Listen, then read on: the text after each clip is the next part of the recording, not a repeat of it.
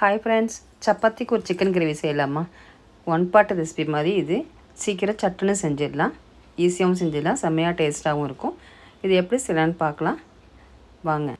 இப்போ ஒரு ஜாரில் ஒரு கொஞ்சம் 7-8 முந்திரி பருப்பு போட்டுக்கலாம். இப்போ 2 பட்டை போட்டுக்கலாம், ஒரு 4 கிராம்பு போட்டுக்கலாம், 1 ஸ்பூன் மிளகு, 1 ஸ்பூன் சோம்பு, 1 ஸ்பூன் ஜீரகம், நல்லா ஒரு கைப்பிடி அளவு புதினா வச்சுக்கலாம். அதே ஒரு கைப்பிடி அளவு மல்லித்தலை போட்டுக்கலாம். இப்போ ஒரு கப்பு நான் ஒரு பெரிய தக்காளி நறுக்கி வச்சுருக்கேன், அதை இதில் சேர்த்துக்கலாம். இப்போ இது எல்லாத்தையும் சேர்த்து நல்லா மிக்சியில் நைஸாக அரைச்சிக்கலாம். இப்போ ஒரு கடாயில் ஒரு குழிக்கரண்டி எண்ணெய் விட்டுக்கலாம், 1 ஸ்பூன் சோம்பு போட்டுக்கலாம். சோம்பு பொரிஞ்சோன்னே ஒரு கப் நான் பொடியாக பெரிய வெங்காயம் நறுக்கி வச்சுருக்கேன், அதையும் போட்டு நல்லா கிளறிக்கலாம். இப்போ இஞ்சி பூண்டு பேஸ்ட்டு 1 ஸ்பூன் போட்டுக்கோங்க.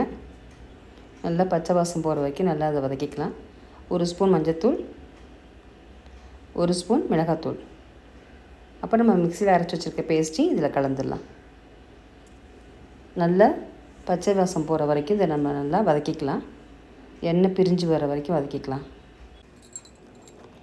இப்போ நல்லா எண்ணெய் பிரிஞ்சு வந்துடுச்சு பாருங்கள். இப்போ நான் 1/2 kg சிக்கன் வாங்கி வாஷ் பண்ணி வச்சுருக்கேன். இப்போ அது கூட அதை சேர்த்துடலாம். இப்போ நல்லா வதக்கி விட்டுக்கலாம். இது மசாலா எல்லாம் சேர்ந்து வர வரைக்கும் நல்லா வதக்கி விட்டு சிக்கன் தண்ணி ஊற வரைக்கும் நல்லா கிளறிக்கலாம்.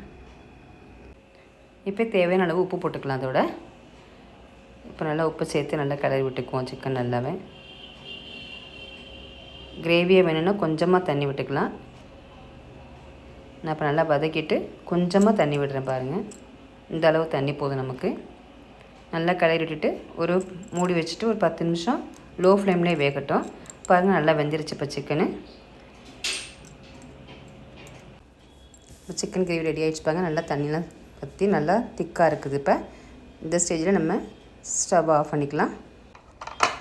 சிக்கன் கிரேவி இப்போ ரெடி ஆகிடுச்சு பாருங்கள். நல்லா சாஃப்டாக வெந்திருக்கு. இது சாப்பிட்டு பார்க்கவும் டேஸ்ட்டாக இருக்கும் உங்களுக்கு.